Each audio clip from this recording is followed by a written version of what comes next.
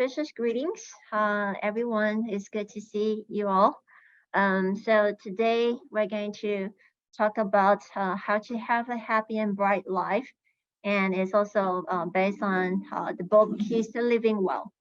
So before we start, let us all sit upright, and we do a short silent meditation as we focus our mind and ground ourselves before we go into what we're going to learn today. So let us make sure that we're sitting upright, both feet flat on the floor. We can go ahead and gently close our eyes if you feel comfortable. If not, you can have your eyes like looking down 45 degrees in front of you. Let us taking a few deep breaths as we relax our body.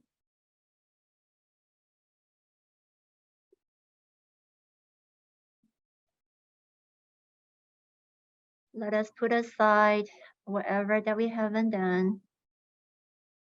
Just give ourselves a moment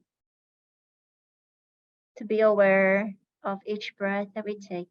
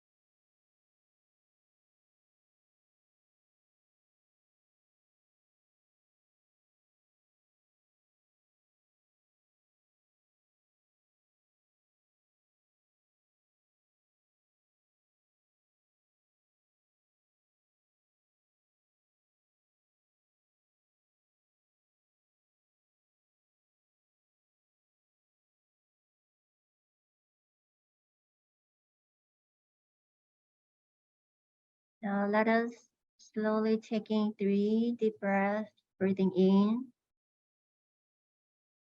breathing out, breathing in, breathing out, breathing in again, breathing out. Now let's gently rub our palms together. Let's cover our palms on our eyes, top of our head, over our ears, the back of our neck. Let's rub our palms together. Gently massage our shoulders, arms, all the way to our fingers and wrists. Now let's rub our palms together again. Let's gently massage our back, thighs, knees, calves. Okay.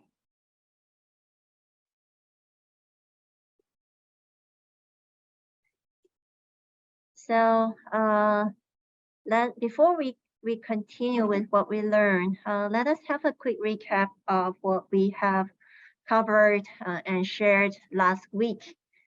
We talked about the 4 necessities and also the maxims of life. Just a quick recap that we talk about the most important thing in this world is to live a healthy, joyful, contented, and rich and dignified life. Okay, so there are many ways that we can do that, and along the way, within our life, sometimes we need the guidance of having maxims and or motto. so that we can be dedicated and we can continue motivated in our practice and in our life. Okay, so sometimes it might not be easy to cope with many things that happen in life. There's constant ups and downs, and usually when we say when the tough gets going, when the going gets tough, the tough gets going. Okay, thank you. Yeah, so we try to find a motto, try to find the life maxims that can guide us step by step in learning and to coping whatever that we face every day.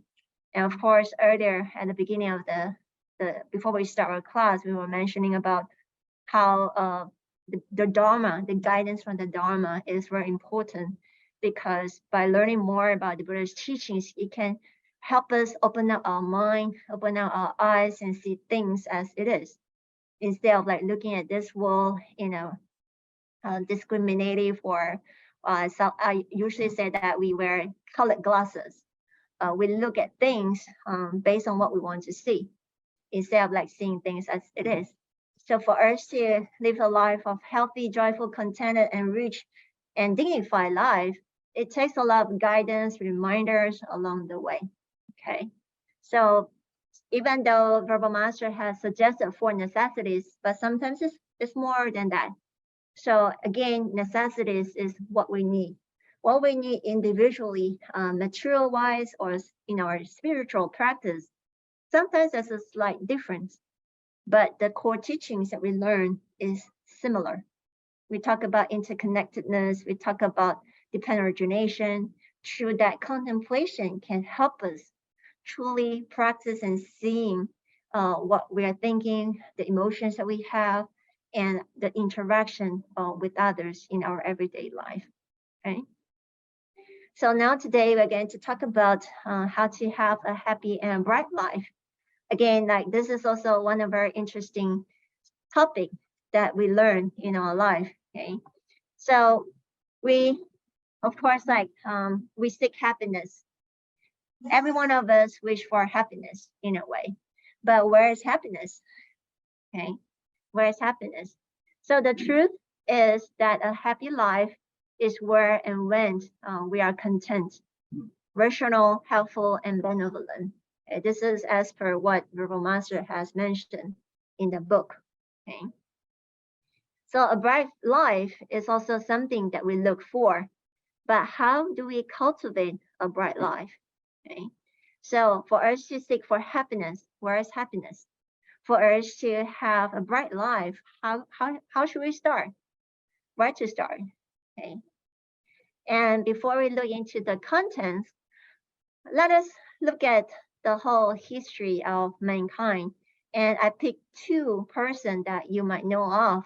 One is the great educator Confucius. Okay, and he has always like talk about. He shared with us a lot of like philosophy of life. Okay, and it talks about how we should be respectful of elderly and how we live a life feeling contented and so on and so forth. Many philosophies that he shared. And even though he was a great educator, but until before he finished his life as human, only then he realized the true meaning of life. Okay, it takes many years. It takes a lot of reflection. Only then he realized what is truly meant by life, and not to say having a bright and happy life. Okay, but the same goes to another person that you might know of. Who is he? Yeah, Sir Winston Churchill. Okay, he has also prestigious political statements back in 20th century. Okay, and then he was also the former prime minister and led Britain to win a final victory and help to establish many things across the world. But when he retired from the parliament, he had a very successful life. But towards his retirement, when he retired, he suddenly felt he lost a focus of life. he suddenly felt that what is the meaning of life? Okay, no matter the how much that he had achieved, the high ranking, like in a political status, in the army, and so on and so forth. But when he retired, he suddenly lost everything. He lost focus.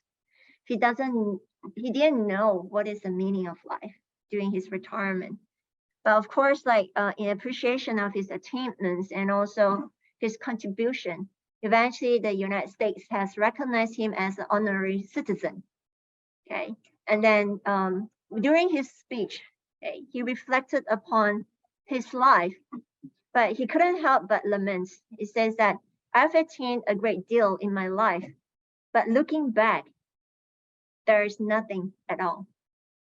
Okay, whatever status that he have is part of the dependent origination, the right causes and condition during that time. But what it is? So he said that life is like a dream, and on awakening, all is empty. Okay, so when it comes to empty, it also reflects upon the Buddha's teachings on emptiness. When the causes and conditions are there, then this exists. But when the causes and conditions have changed, things will cease to be. The same goes to whatever achievements that he had. This sentence, this quote also resonate with the quote that we are familiar with. Okay? Do you recognize where is this from? This quote: all conditioned phenomena are like dreams, illusions, bubbles, and shadows, like dew and lightning. One should contemplate them this way. Anyone?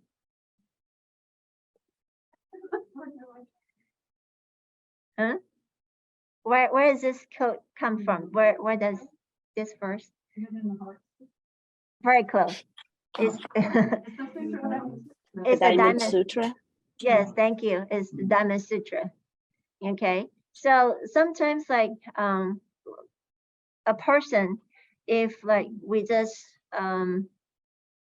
look forward to it, something that is physical, something that is material, sometimes at that moment we might feel happy. At that moment we might feel that we have a very bright life.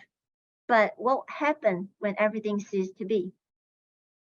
Okay, the things that we have, the status that one has. Sometimes, if we don't understand how things comes about, when we don't have it, sometimes we felt lost. We felt that, wow, 50 years has gone. What have I achieved in this life? Sometimes it's a snap of finger. It's like 50 years, 60 years.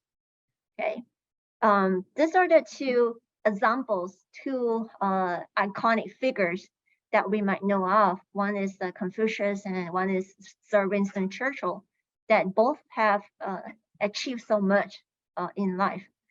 And even though as a teacher, even though as a political figures, even though as someone who is so prominent in the society, if we don't really understand the reality of life, sometimes we might just get carried away by one's achievements, and we might get too attached to what we have. Yeah. So, and going back to what Verbal Master has mentioned, how we can have a bright life. The first one is we need to think correctly. So sometimes, like we heard people say that be positive, don't be negative, be optimistic, don't be pessimistic. But sometimes those verses, it might be helpful, but sometimes it might not be helpful because it is relative in a way. When you have this, then you have that. Is relative in a way. Okay, but what does it mean by we need to think correctly? Okay, so in the book, Verbal Master mentioned thoughts are the causes behind reality. Reality is the effect of thoughts. Only with clear thinking can we develop true wisdom. So every day, every 6 seconds, every moment of our life, whether when we're sleeping, when we're eating, when we're walking, when we're talking, there's billions of thoughts arise and cease all the time. Sometimes we are not aware of the thoughts that we have. So there's so many things going on in our brain, in our mind. Okay. But then for us to see the realities, sometimes it's based on what we think um, that we see in our life. And sometimes it's the reality that reflects upon our thoughts. Both are interconnected in many ways. But only when we have clear thinking can we develop true wisdom. So our perception, our conception in our mind is very crucial to have the right understanding or the right clear thinking. Okay. So what is important is that we think correctly. Otherwise, if the causes are not right, the effects will not be positive. The effect will not be correct. Okay, if our view of the world, okay, is not true, is not correct. Okay, especially nowadays, there are so many news reporting on the news, or even on the internet, on the website. If we don't really know what is the right information, what is correct, and we just absorb everything, and we thought that those are right view. Okay, but then when we accept it, we take in, so the causes might not be right. So when we look at this world, we will be influenced by what we input into our mind. So this is what we meant about when the causes are not right, we see things as based on what we think in our mind. So if the causes, if the thoughts are correct, are right, then we look at things as it is. Okay. And some of us might have read Verbal Master's books on Between Ignorance and Enlightenment. Venerable Master has shared so many of his personal experiences in how to view things with an enlightened mind. Sometimes the same matter, but when we look at it with an ignorant mind, where our mind is filled with greed or hatred, we look at this thing, the turnout, the effects will be different in comparison with those when we are having a true, correct mind in looking at this thing. Then this is what we call enlightened mind. Okay, but then whatever that we think between ignorance and enlightenment is just a matter of one thought. One thought. Okay. Take for example, what do you see? This is the photo that I've found on the internet about rain. You know, rain. Do you think that rain is something good or bad? And in this photo, everyone is like in a panic, like rushing, hide away from rain. There might be this guy in a suit might say, "Oh, rain again." Okay, so viewing at rain. Okay, this is one perspective, one way of looking at rain. Now, if you look at this one, wow.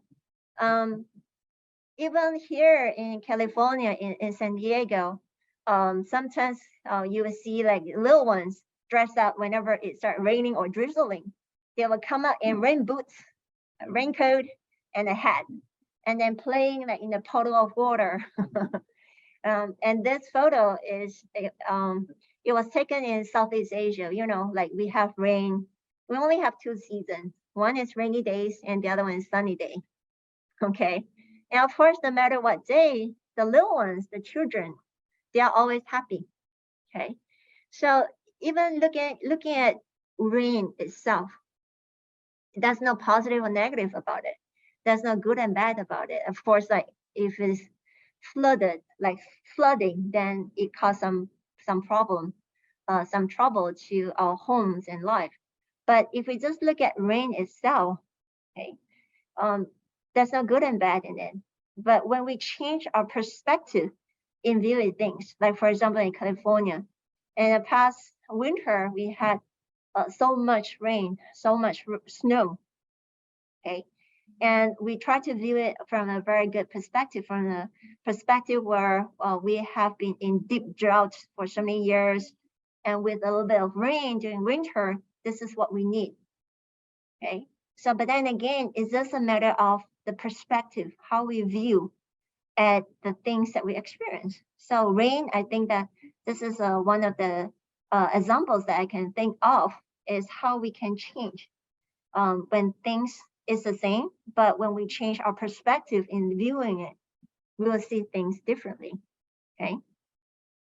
So usually the thoughts are the causes behind the reality, and reality is the effects of the thoughts. It's just like strengthening what was mentioned in the book. Okay. So let me share with you another real life story that I recently come across. There was a lady from Netherlands. Okay. There was one time, this was back in 1992, some time ago, very, very long time ago, about like almost 30 plus years already, or 20 plus years. Okay. But anyway, this happened in November 1992, where this lady, her name is, how do you pronounce Annette? Annette. Annette. Okay. Annette. She's from Netherlands, and there was one occasion when where her and her fiance bought a Vietnam airline flight. It's just a small plane, 25 passengers with 6 crews, and supposed to be a very short flight, a 20-minute flight from Ho Chi Minh to Vietnam coast. So it was a very short flight. And they didn't know that after taking off not too long, the plane actually crashed. Okay. And this happened in split seconds. Everything just turned black. And when she woke up, she just realized that she was the only survivor. And she had 12 broken bones, 12 broken bones. And then from her hips, her knees, and even her jaw was hanging, like I think this is this locked jaw, or because of the crash, and one of her lungs has collapsed. Okay. So when she woke up after the crash, she saw dead bodies like everywhere, and there's even one on top of her. Okay. And then it was the plane crashed into one of the forests. So she has to crawl about, she couldn't remember clearly, but she has to crawl about like 30 yards out of the crash. But because she has broken bones, she could barely walk. She has to crawl away. And long story short, like she has to wait for rescuer. So imagine that was back in 1992, a long time ago. So when they found her, it was already 8 days later. 8 days.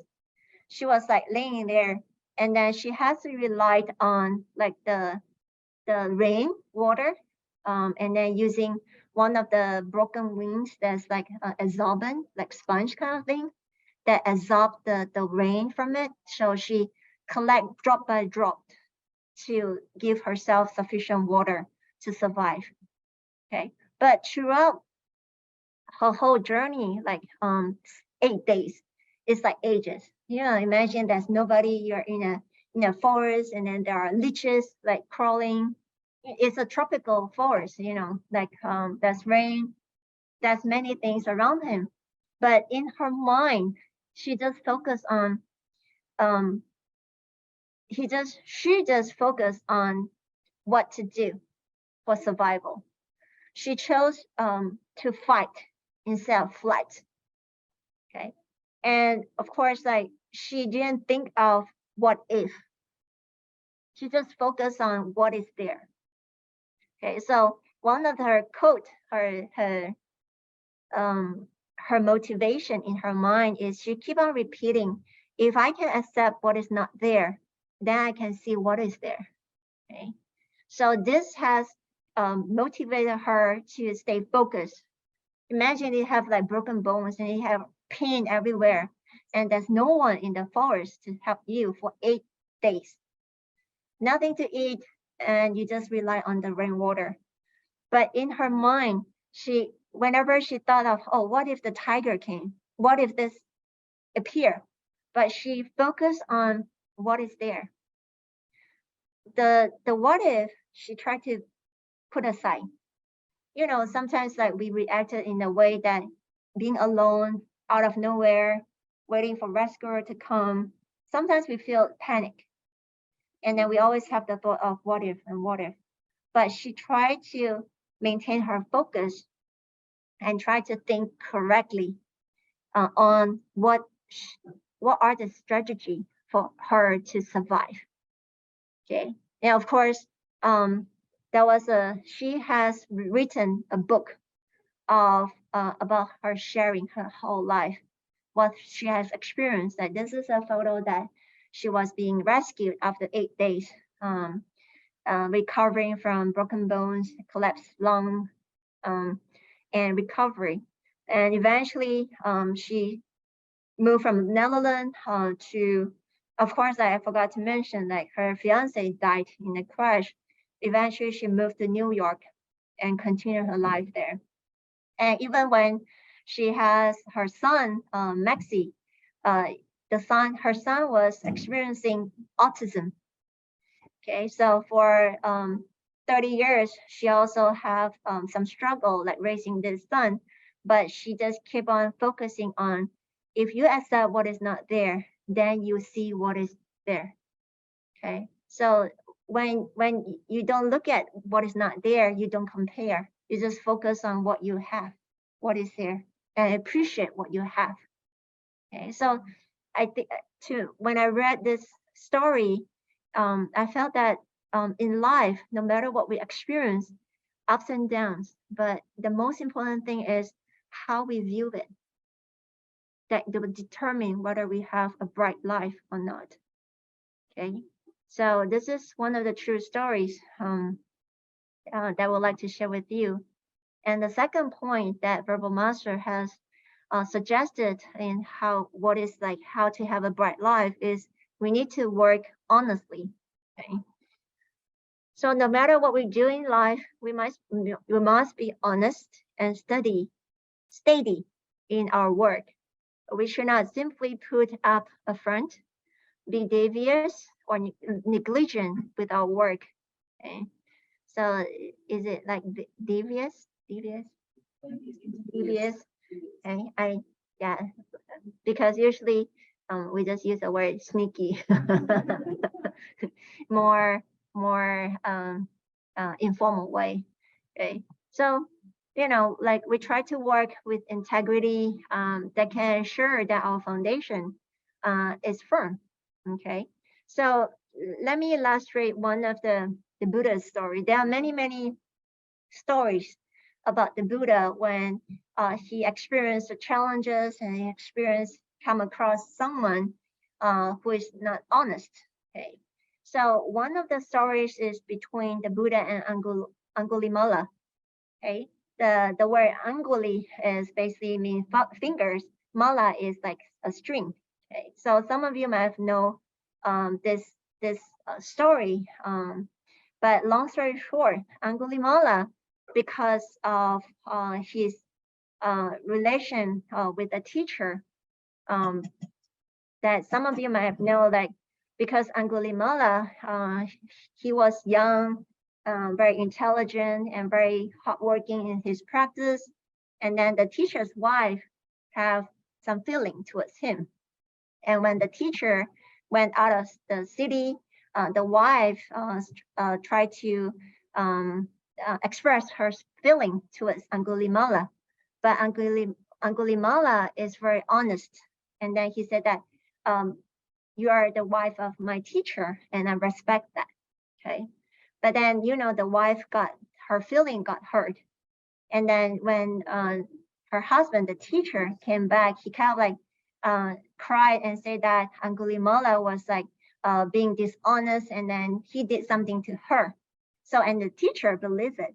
And the teacher have like anger within himself, but he didn't say it out loud. So eventually he misguided Angulimala in his practice, saying that if you want to liberate yourself, you need to kill.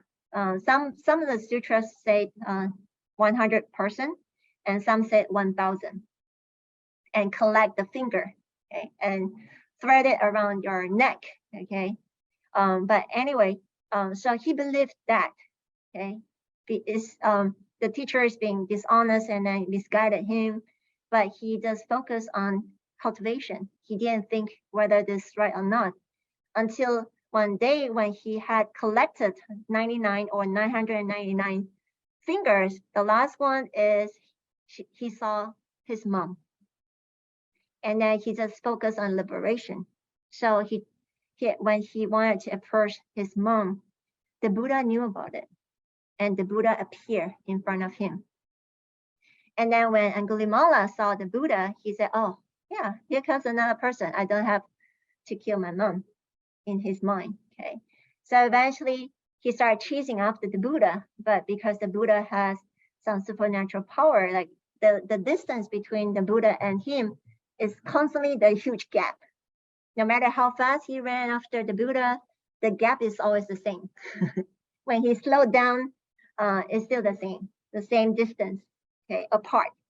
Okay. And then eventually he felt so tired and he said, "Stop, stop. Can you stop running?" And the Buddha calmly spoke to him and said that I've already stopped. It is you who have not stopped. So what does it mean? The Buddha has already stopped and liberated from all the defilements, all the worries, the Buddha has already liberated.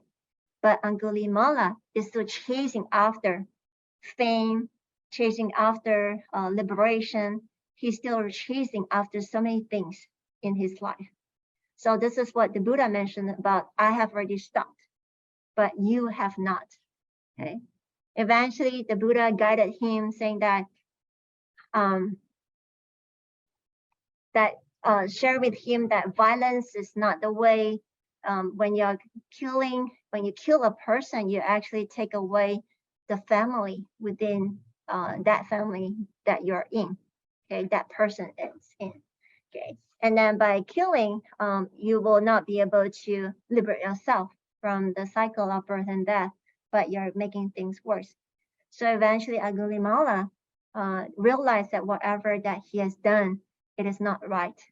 Eventually, he turned into a new leaf, and then he followed the guidance of the Buddha. But throughout his life as a renowned practitioner, because of his past action, whenever he went for alms round, he was being thrown stones, and then he usually didn't get any food offering because he had hurt so many families because of killing. But in his mind, he knew that it was because of his past action that he's experiencing this karma. So he accepted with an open mind and then focused on the truthfulness and honesty in his practice. Okay, so this is one of the stories between the Buddha and Angulimala. And there's also another occasion where the Buddha was being deceived. Okay, there was two groups of ascetics. One group is very strict in one's practice, and the other group is very lax in one's practice. So there was one occasion that the strict ascetics were approached the Buddha and asked for some rope for them to wear it. And eventually the Buddha gave them like discarded clothes that the Buddha has, and then they went back happily. And when the lax ascetic knew about it, they also want the same robe. And of course, the Buddha will willingly share what he has. And when the lax ascetics received the robe, they cut them into small pieces and scattered them on the ground.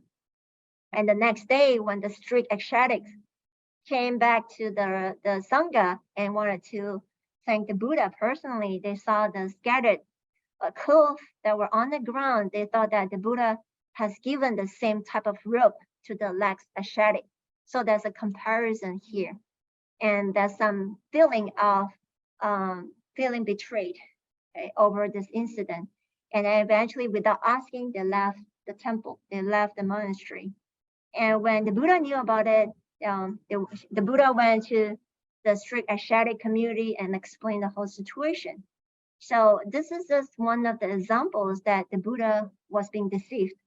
But no matter what happened, the Buddha is being honest and truthful of what had happened. Okay. And when it comes to honesty, we all know that this parable here, this verse that we always know about, is trust is like a paper, or honesty is like a paper. Once it is crumbled, it cannot be perfect again. It's just like a piece of paper. When we are being dishonest to someone, even though like we try to make up, we try to explain, but it's just like this piece of paper. It already has lines in it. Okay. So that's the reason why it is very important for us to be honest and truthful in our practice. And one of the sutras that the Buddha also shared is the Buddha explained about what is a person of integrity. Okay, so in the Anguttara Nikaya, it mentioned that that's the case where a person of integrity, when asked, does not reveal one's person bad points, to say nothing of when unasked. Okay, so if a person of integrity, a person that is practicing honesty, okay, when being asked, we won't be saying someone's bad points, like bad things about a person. And that if we are not being asked of something, we will not say it. Okay, and that's also the 4 points that the Buddha shared. The first point is even when we are being asked and when we are pressed with questions, he is one who speaks of another person's bad points, not in full, not in detail, with omission, holding back, because we won't be talking something bad about a person, okay, behind one's back. Okay, then the second point is he is one who speaks of another person's good points in full, in details, without omission and without holding back. Okay, if it is something good, of course, we try to share it, we try to elaborate more of how good the person is. When we are being asked and pressed with a question, he is one who speaks of his own bad points, talk about the own reflection. Okay, what are the things that we can improve? What are the things that we have done not so good, not so wholesome? Okay, he is one who speaks of his own bad points in full and detail, without omission, without holding back. And the fourth point that the Buddha emphasized, a person of integrity, is a person that speaks of his own good points, not in full, not in details, with omission and holding back. If it is just personal good points, we try to be humble. We try to talk about and appreciate others' good points, and we reveal the things that we can improve of. But when it comes to others' unwholesomeness, we just kind of like, touch a little bit, and we won't be elaborating fully, okay? Because it is others' practice, is not us, okay? And this is an example that the Buddha mentioned about a person of integrity, okay? And the third point that Verbal Master has mentioned, for us to have a bright life, we need to live joyfully. Okay. So in the Keys to Living Well, Verbal Master mentioned that seeking a happy life is a basic goal for everyone. If we live unhappily, what is there for us in life? Okay. Life's value and meaning lie in joy, harmony, and respect and peace. Okay, so for us to live a life filled with joy, sometimes there are things that we cannot manage. There are conditions that we cannot determine. But no matter what we do, no matter what we are facing, or we just need to focus on how to live joyfully. And then, so that's why seeking a happy life is a basic goal for everyone. Okay? If there's no happiness, what is there for us in life? Okay? Without happiness, we cannot find the meaning of living in this life. Okay? Without joy, without harmony, without respect, and without peace, okay? We won't be able to find happiness. We won't be able to find joyfulness in our life. Okay? But of course, like in our lives, it contains many feelings. Some that brings love, and some brings joy. Some bring sadness, anger. If you look at the emojis that is in the cup, this is what we experience almost every day. Okay? So sometimes like we cannot determine, we cannot control fully how we feel about life, how we feel about certain situation. But what we can do is we try to embrace, we try to look at things as it is. And the feelings that we have, whether it is pleasant feelings, unpleasant feelings, or neutral feelings, we embrace it. It's just like this picture here, this illustration here. There are many conditions that we cannot control, but we try to manage the things that we can manage.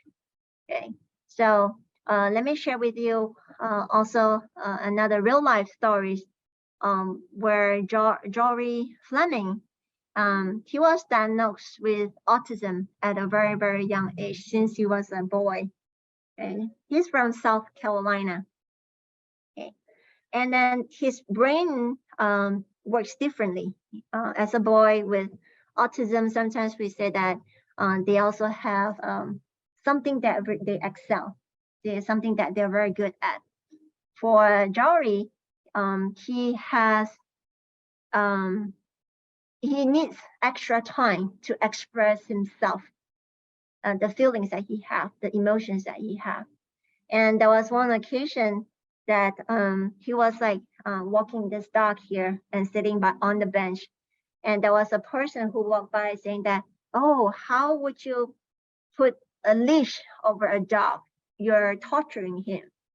The person knew that he's a he experiencing autism. He was an autist boy or man. But this person is trying to look down on him, so he said something so harshly towards him. But because he's slow in reacting, he just smiled at that person, okay, without reflecting, without interacting, without answering that person. Okay, things just happen quietly. Okay, there's no argument. There wasn't any conflict.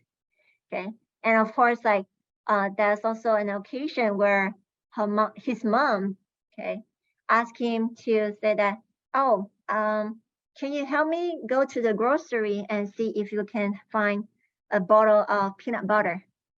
Okay, and Jory really went to the grocery market and he saw, oh, there's like peanut butter on the shelf, and then he went back empty-handed and told his mom saying that, well, they have it. Okay, he he didn't have any. He embraced whatever emotions and feelings that he has, and then he just take it as it is, without further addition or like imagination out of what he knew about it.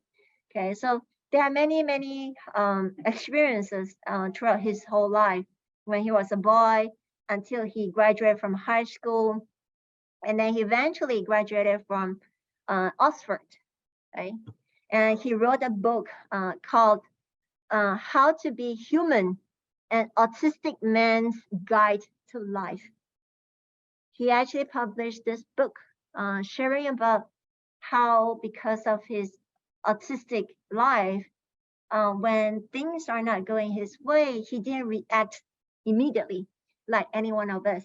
Okay? When the goings get tough, okay, it's not the tough gets going. He just flow with the causes and conditions, just like that.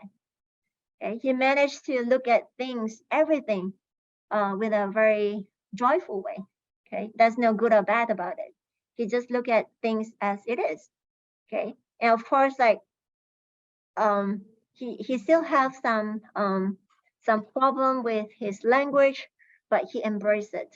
Okay, so there's a verse that in his book that he says, because I'm not able to do things on autopilot, meaning reaction, how we react usually, it helps me decide who I want to be. Okay. So in this life, we need to learn how to live joyfully. So we can determine who we want to be, whether we want to have a joyful life or a sad life or any life that we have. Okay. So this is one of the stories that we can reflect upon how we live this life. It's within our hand for us to manage the causes and conditions that we can manage. Okay. And that's something that that's something that everyone can do. We can determine who we want to be. Okay. And lastly, Verbal Master mentioned about we need to learn earnestly. Okay. So learning earnestly requires a combination of mindset, habits, and strategies. Okay. And life itself is endless learning. As children, we learn how to play our role well. Okay. And no matter which stage of life we find ourselves in, it is important to approach our learning with earnest effort and concentration in order for us to perform our roles in life well. Okay. And there are many stories that I can share about how to learn earnestly. Let me share with you one story that was shared by one of the venerables who oversees the construction of the Sutra Repository building in Foguangshan. This was constructed back in 2016. And when he was being given this responsibility to oversee this construction, okay, that year seems to be the year where Taiwan experienced the most rainfall. Imagine like in a construction, whenever there's rain, will they continue the work? Of course not. They will need to stop. And when it comes to this construction of the Sutra Repository, Verbal Master during that time, he has his schedule, he has his plan. He wants this to be constructed within 2 years. Actually, it's within a year. And then that year happened to be rainy days, many days. Yeah, earlier, like David mentioned that in Washington State, like you have rain like 300 days out of 365 days. I'm not sure how many days they have back in 2016, but within a week, they have like 3 or 4 days out of the 5-day rain. So it was very hard. Okay. But then this venerable he felt so hopeless. There's nothing that he can control. There's nothing that he can do with the weather. So he went to Verbal Master requesting for the delay in finishing the construction. And then Verbal Master said that, oh, of course, I can grant you that wish, provided you can find me one condition. You can fulfill one condition. And then he said that, what condition is that? And Verbal Master said that if you can tell me what year in Taiwan that there's no rain, then your wish will be granted. We can extend and delay this construction. And then this venerable said, oh, okay, there's rain throughout the whole year. And there's a lot of rain, especially during summer. Like here, we have rain during winter. He scratched his head and walked away. And then he shared this worries with a fellow staff in the construction site. Said that, what should we do? We have a deadline, a very tight deadline to meet. What should we do? Okay. And then there's no way for us to complete this construction within such a short time with the rain and so many things going on. And then the site manager said that, oh, I know there's one way to do it. We can pull out a black It's like a canvas, but it is like waterproof. Like at the construction site, they can put that up so that they can work under it without having the rain pouring on them, and the construction site will be dry unless it is like typhoon days where there were heavy rain. Okay, eventually the construction was successfully completed within the timeline.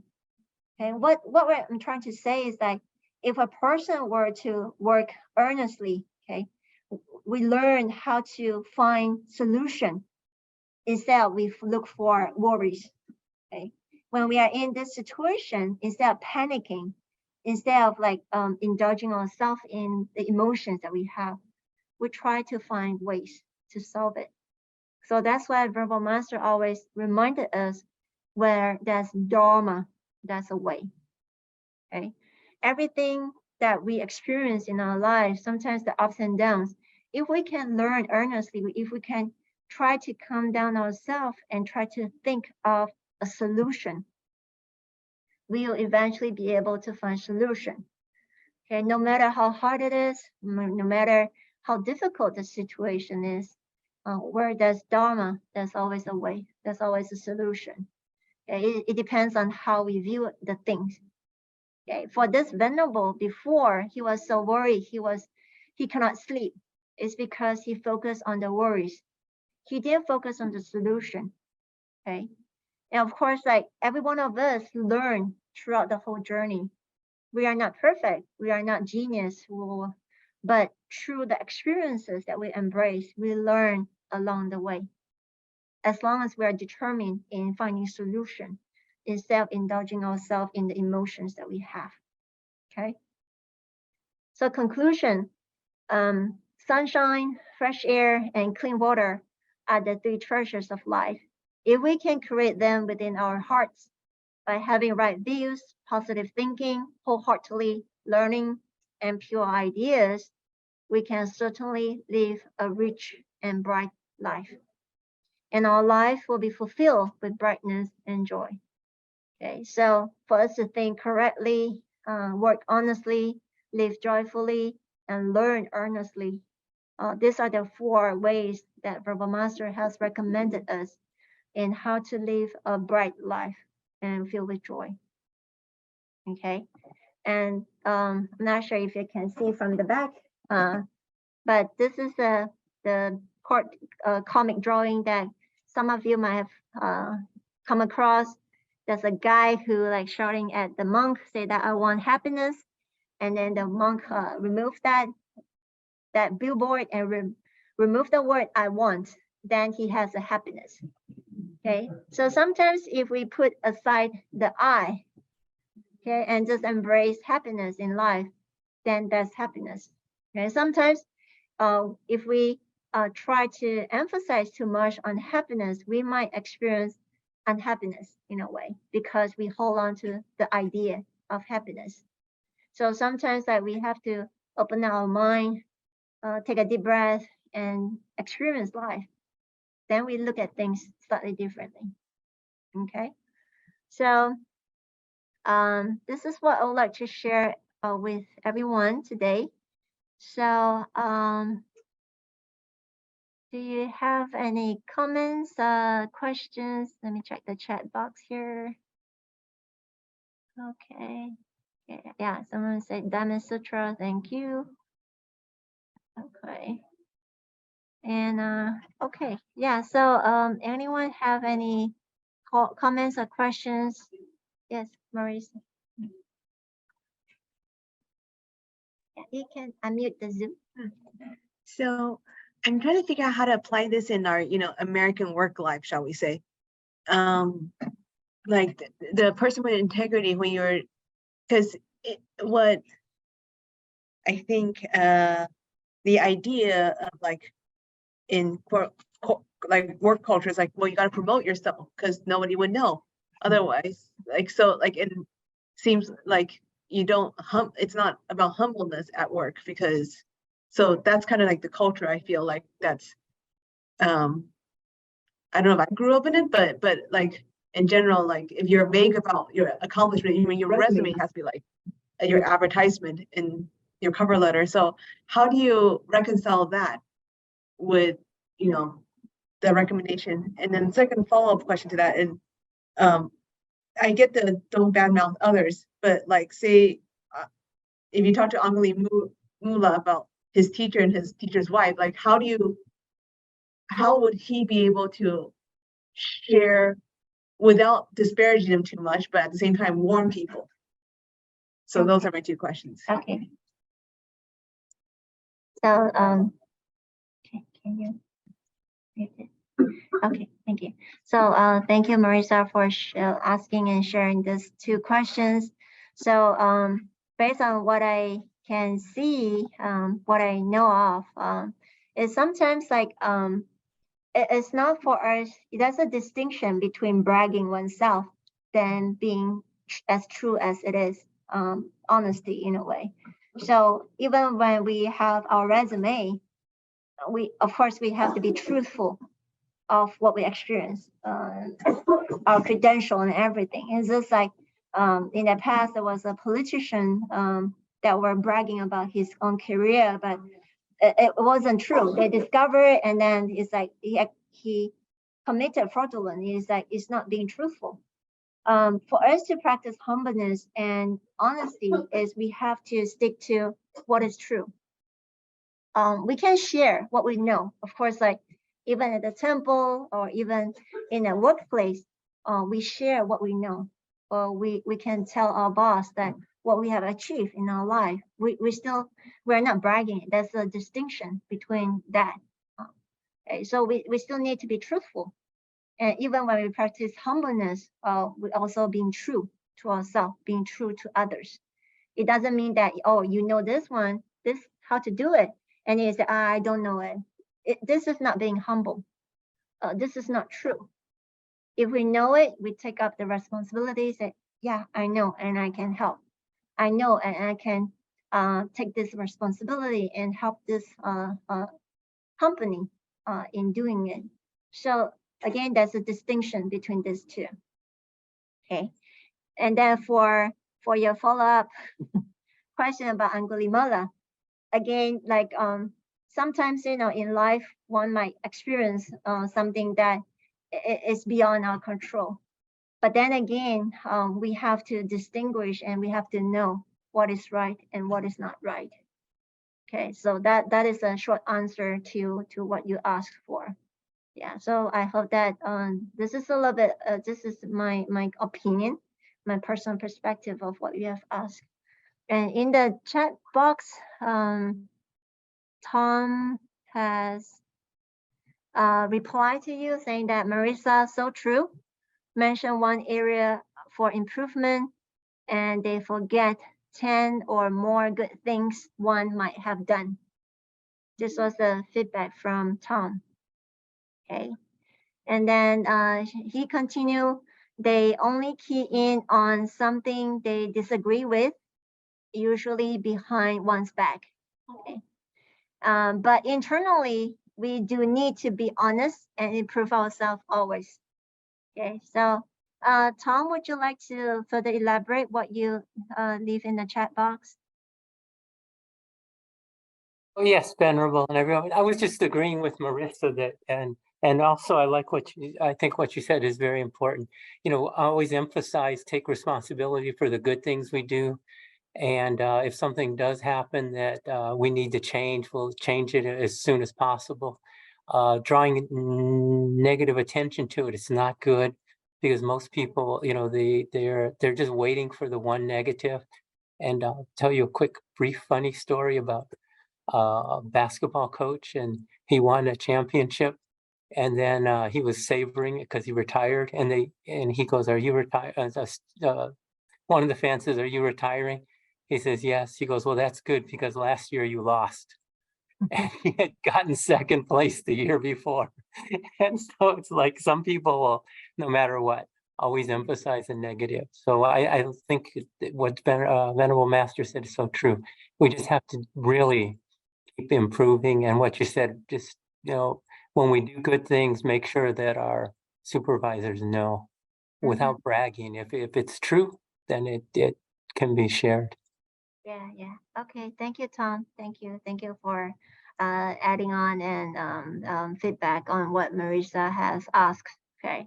So because of the time, let me do the uh, wrap up before we finish our class. Again, I have this completive questions. It should be questions that I hope that you can think and share in the classroom if you want to. So the question is, what does happiness mean to you? And what does it look like in your life? Okay. Happiness to many of us is slightly different from one individual to another. So what does happiness mean to you and what does it look like in your life? And the second question is, are there any habits or thought patterns that are holding you back from experiencing happiness and brightness in your life? And how can you challenge and transform these habits?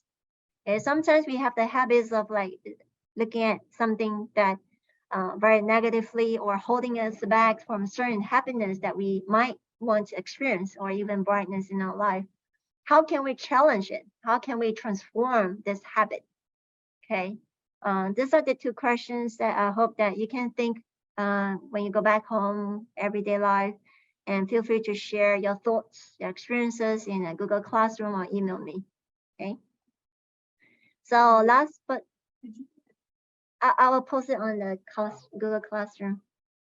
Yeah. So next week, we will be looking at how to focus on propriety and fundamentals of life. So for those of you with version 1 book, Keys to Living Well, it'll be page 85 to 90. Version 2, the latest edition will be page 72 to 75. Okay. Last but not least, I would like to share with everyone that tomorrow, 4:30 Pacific time, we have invited Dr. Louis Lancaster to share with everyone his personal encountering of the extraordinary meeting with Verbal Master Xing Yun. He's going to share his personal experience and journey in his interaction with Verbal Master Xing Yun. So I hope that you can zoom in. That's information that were posted on the Google Classroom and shared via email in terms of you can log in using Zoom meeting or YouTube. Okay, and for those of you who might not be able to listen to his sharing on time, we will also have it on YouTube. Okay, so now let us join our palms as we dedicate merit. May kindness, compassion, joy, and equanimity pervade all worlds. May we cherish and build affinities to benefit all beings. May Chan, Pure Land, and Precepts inspire equality and patience. May our humility and gratitude give rise to great vows. So I hope everyone have a safe and peaceful week, and I'll see you next week. Amitofo. Thank you.